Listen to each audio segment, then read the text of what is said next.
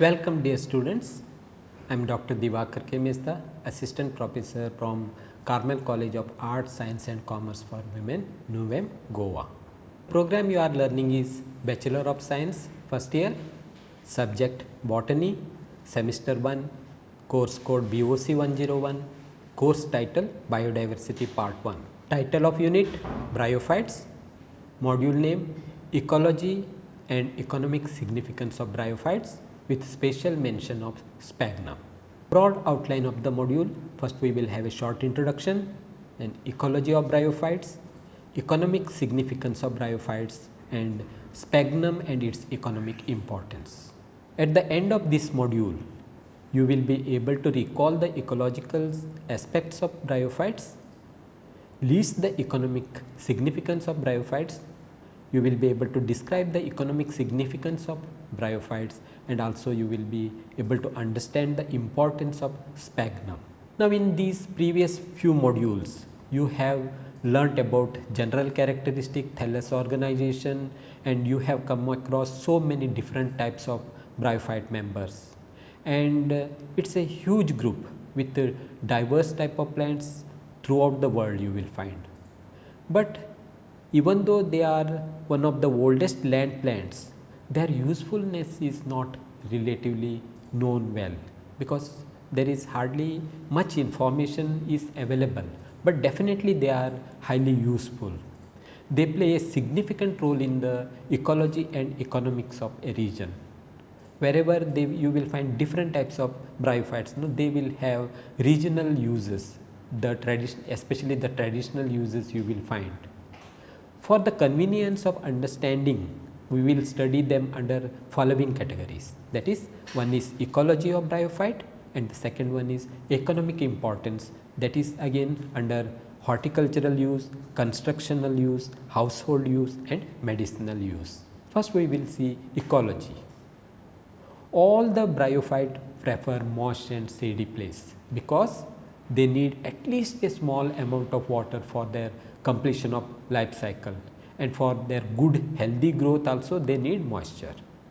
Many grow in extreme conditions like very cold conditions also they can survive. Usually they will envelop the forest floor or anywhere wherever there is water content, the ground will be totally covered with thick mat of these bryophytes.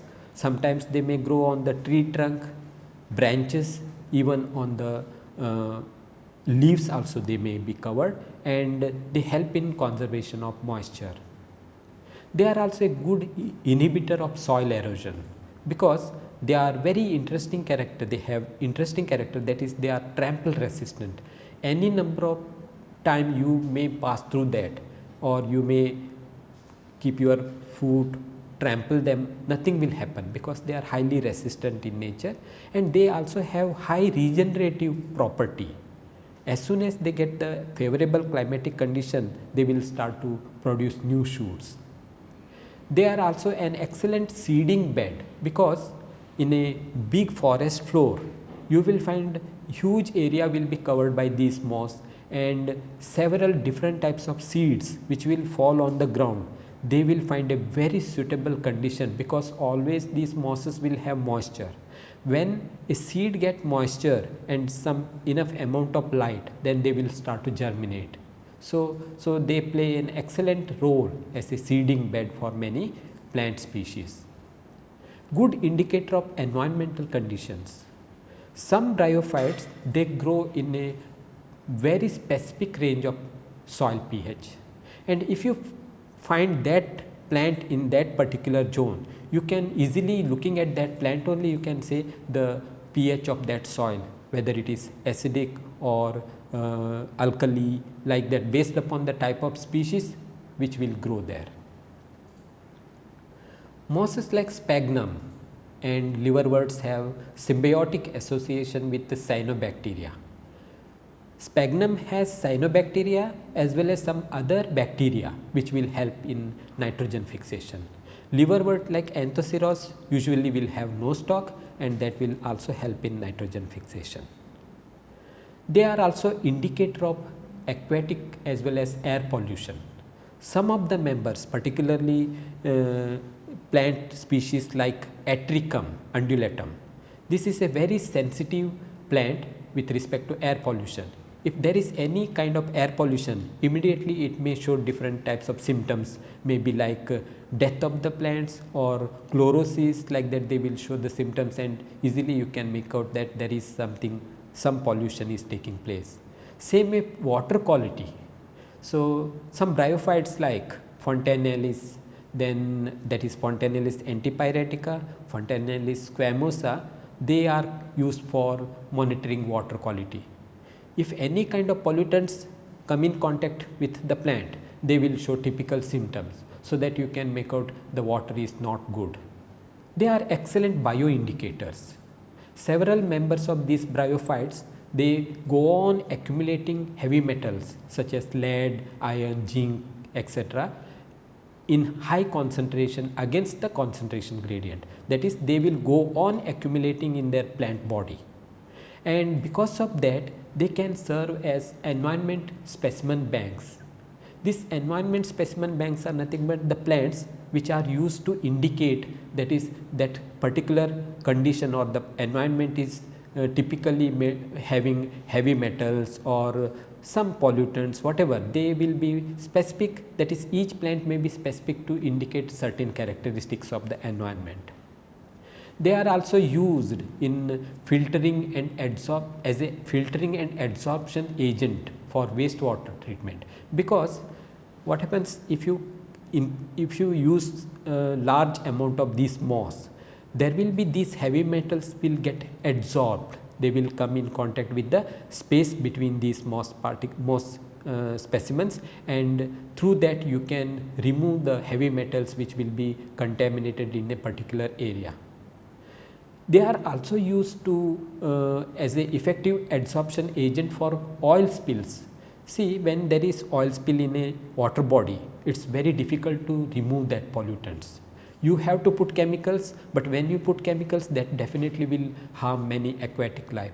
Whereas here, using these some bryophyte derived hydrophobic and oleophilic materials, that means hydrophobic means water which will not like water, which will not allow the water to come in contact, whereas oleophilic oil loving, okay, they will absorb more and more oil. So, such material if you use wherever there is oil spillage, so they will absorb all the pollutants, that is oily pollutants, and they may help in clearing the water bodies. They are also used as indicators of copper. Copper is a very valuable metal, and there are certain bryophytes like Marcia, Melicoferia elongata, Melicoferia melicoferriana. These are very well known indicator plants, because wherever they occur, definitely you will get copper.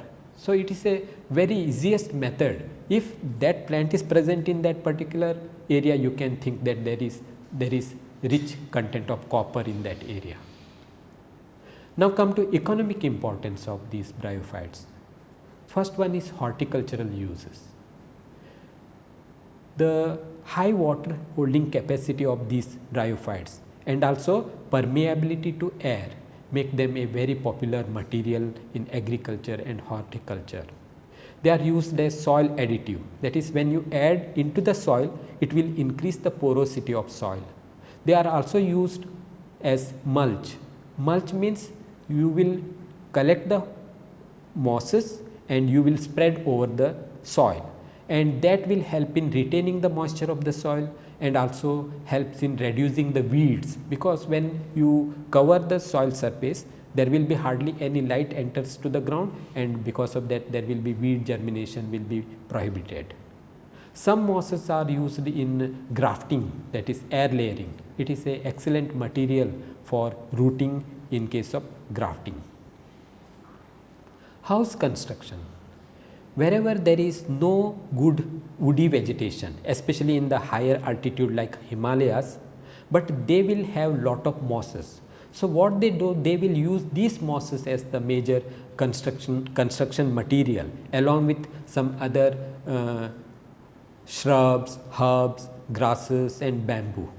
and they will prepare typical mat like structure that is called furki, which will be very common in Himalayas.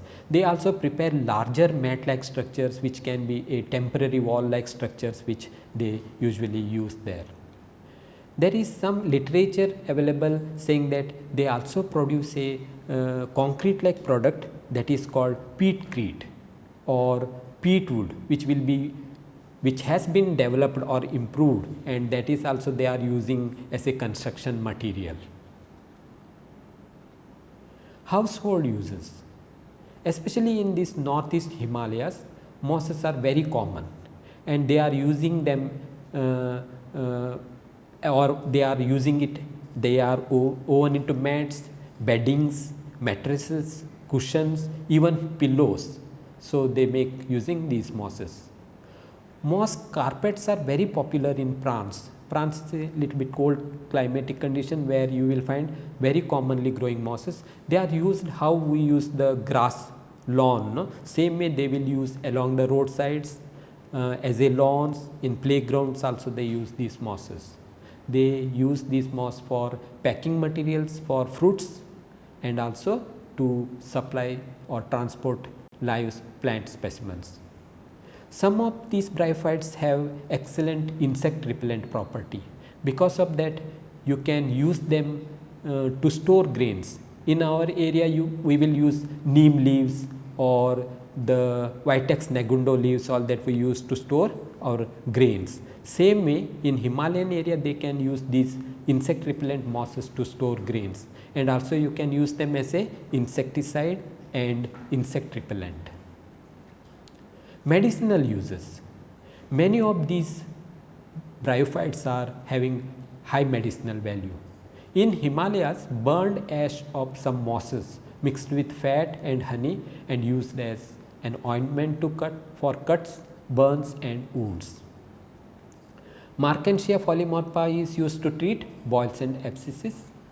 Riccia species used as external application to treat ringworm, and Chinese traditional medicine, they are using more than 50 species of bryophytes for various purposes like cardiovascular, bronchial, skin disease, etc. Some of the bryophytes, that is methanol extract of some liverworts and mosses, they are used as antifungal, antibacterial also. So there are some bryophytes which are used as anti-leukemic. Leukemia is a cancer, and these bryophytes, some of the compounds which are derived from these bryophytes, they inhibit P332 cells, which are the main causal cells for the leukemia.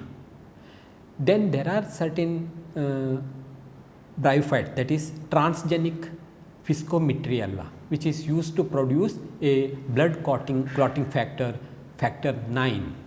This factor 9 is a very important blood clotting factor which is very essential for treating hemophilia B. So this FIX or F9 is one of the serine proteases in the blood coagulation cascade which will be produced through these transgenic bryophytes. Then another very important finding is taxidine synthase gene. So this taxidine synthase gene has been derived from Taxus brevifolia tree, and that has been introduced into this Physcometriella. And now because of that gene, this bryophyte has the ability to produce taxidine, and this taxidine is a very important material for or it is a precursor material for the production of anti-cancer drug Paclitaxel. So because of this, there is a huge demand for such transgenic plants. So bryophytes now they are gaining importance in this field of anti-cancer treatment, that is production of anti-cancer drug also. So you can think of, that is, the bryophytes have so many different economic importance. Then this is the last part, that is the economic importance of sphagnum. Sphagnum is one of the member among bryophytes, and it is a very popular plant especially in the colder regions, and it has many economic importance, that is packing material for transshipment of living plants. Then the peat moss, that is they will have large area of wetlands where the plants will remain without undergoing decay. They will form a thick partially decomposed material called peat moss, and that is an excellent fuel which is used by those local people. It is also used as a material for increasing the water retaining property of certain poor types of soils. So, if you mix this moss in the soil, it will become more porous and that will become more healthy soil. They are also used for packing flowers, apples, and also to keep the material or the fruit all that fresh, because always they will have some amount of moisture. It is an excellent material for air layering, that is in grafting also. So, these are some of the important uses of sphagnum. Sphagnum is a commercially very important, especially with respect to peat moss. So, these are all about the economic importance of bryophytes, and these are some of the references which you can go through if you want to know more about the economic importance of bryophytes. Thank you.